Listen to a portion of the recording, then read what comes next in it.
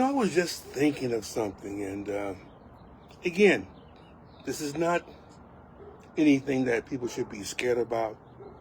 People shouldn't just go, well, Heyman said this, and we should be scared of. No, don't be before I mention it. I don't want you to go that way. It's just something I just begin to think about. And just follow me. Again, this is Elder Adrian Heyman. And I'm not sure how many of you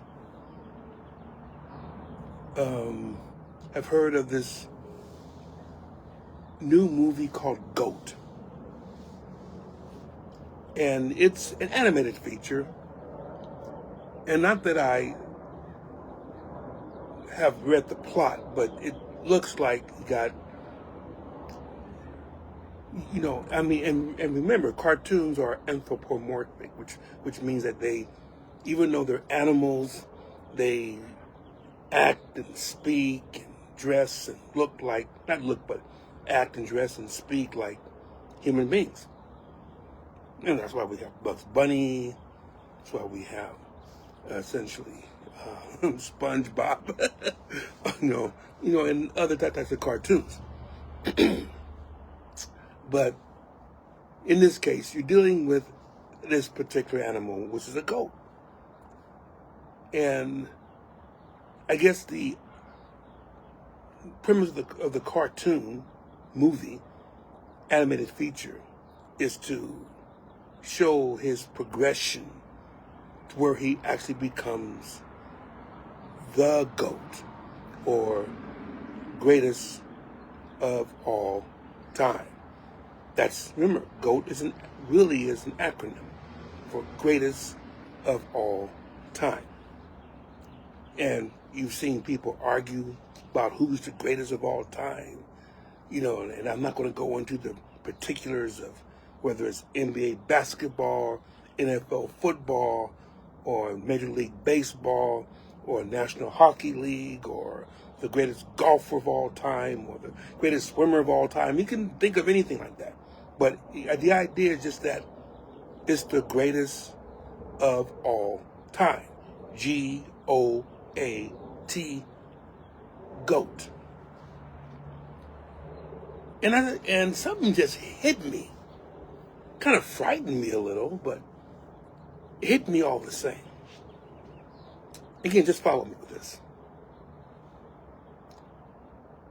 People aspire to become the GOAT, right? Greatest of all time. I even saw on one show, whereas essentially you dealt with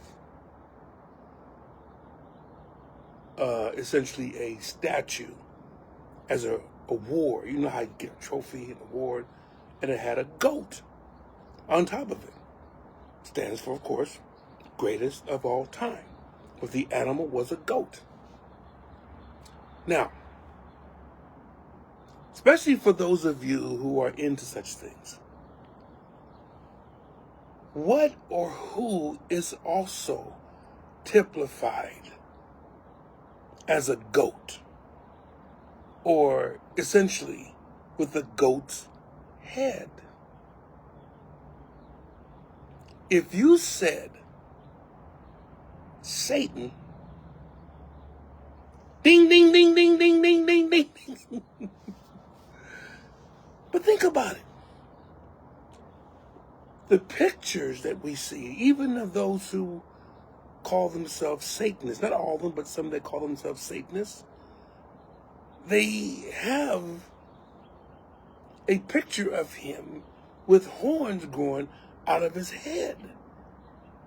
And in other aspects, he has the visage or the face or the look, at least in the head portion, of a goat.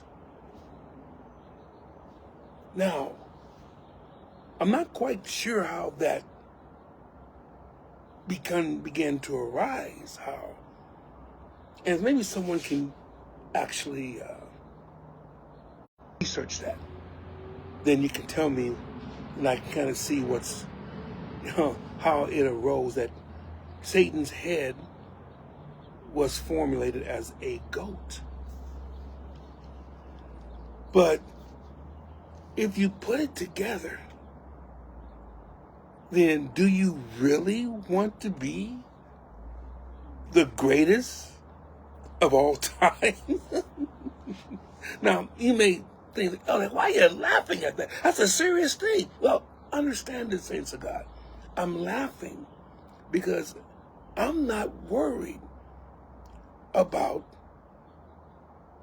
essentially dealing with a goat, whether it's an animal or whether it's Satan. Because understand, Satan is not going to appear unto you like a goat.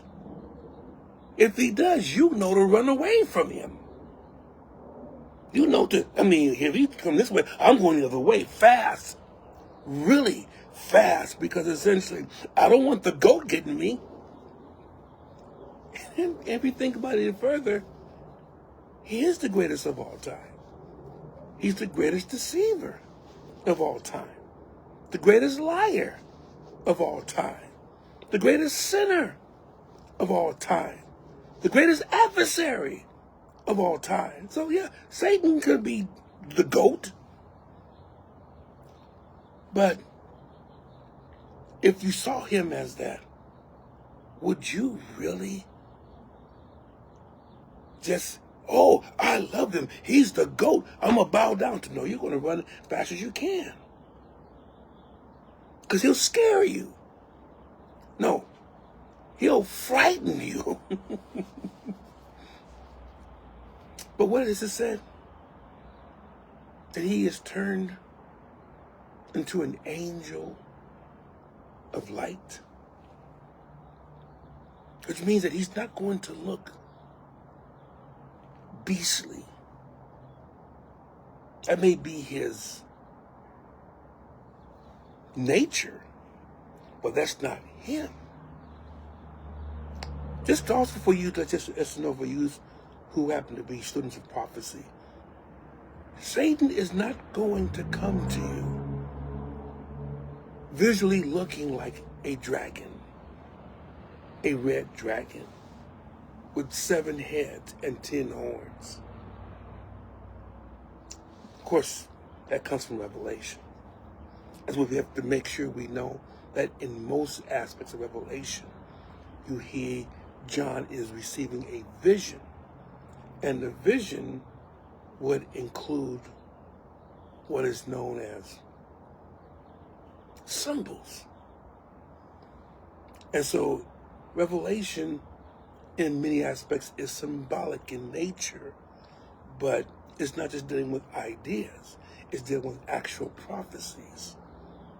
But the symbols are very important to understand the personages or the movements that it portrays. Heads and 10 horns.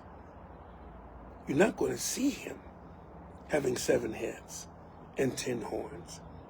But those 7 heads and 10 horns represent something, as well as his appearance as a dragon, as well as him being red. Now, I'm not going to say all this right now, because I'm going to wait until I get there as I go through my journey through Revelation. Now, if you would like for me, for what I've said on that, then you can go on to YouTube and you can go to TVAC videos and hit the playlist, The Midnight Cry. From there, you just look for a particular video that was done on the dragon. But I'm going to hit it again in a much more detailed effort as I go through this. But the key here is that Satan doesn't appear to scare you. He tricks you. He tricks you. He puts you in a place, whereas he seems to offer you everything that you want. And so you feel you must have it. You must attain it. That's where his danger is. It's not in scaring you. He didn't scare Eve. He tempted Eve and deceived Eve. He didn't scare Judas. He tempted. Scared, if we're scared, we know to avoid. I may have to move this because essentially what it's telling me is that the signal right here is not very good. But we'll see how it goes. We spent 9 minutes before we started doing that particular thing, so hopefully we'll get another maybe 3 or 4 minutes. But the whole thing that I'm trying to get to is, it's very interesting that we would choose the goat, an animal that essentially, it is in the Bible, and actually you could sacrifice goats. You could sacrifice lambs. So they weren't like they were bad things. They didn't typify bad things in the Bible. Because they were just like a lamb, you could sacrifice goats as well. But it's possible that essentially, because when Jesus had talked about how the nations be separated into sheep and goats, how goats then began to become affiliated with something not so good. Essentially, goats can be stubborn. Goats can be hard-headed. Goats butt you. Goats, essentially, were for those who essentially typify those who didn't listen, who were stubborn. Unlike the lamb, who was the lamb was compliant. It was used as something that even to typify Jesus as the Lamb of God. I'm gonna get through this. And maybe that's why how the goat became applicable to Satan, because Satan is hard-headed. Satan is persistent. Satan is essentially stubborn. He said, I will be like the Most High. I will ascend to the sides of the mountain. I will occupy the throne.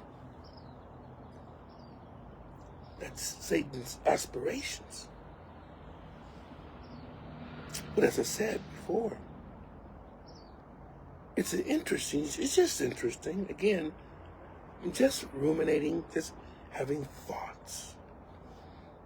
So I don't want you saying that Elder Adrian Heyman is telling everyone to avoid goats, to stop saying, please. That's just what it's being said. That's the acronym. It just so happened that essentially it represents goat. But maybe it'll make you think a little bit when you begin hearing this. And you now hear the idea of goat. That essentially, sometimes we have to be kind of careful as to how we portray things. We don't want our good to be evil spoken of. Now, go ahead. You can still go ahead and call someone a goat. You can say, and because the idea, I know what you're talking about. I know you don't mean Satan. You don't mean you don't mean satanic rituals. You just mean, the greatest of all time. Although, think about this. The greatest of all time is a lamb.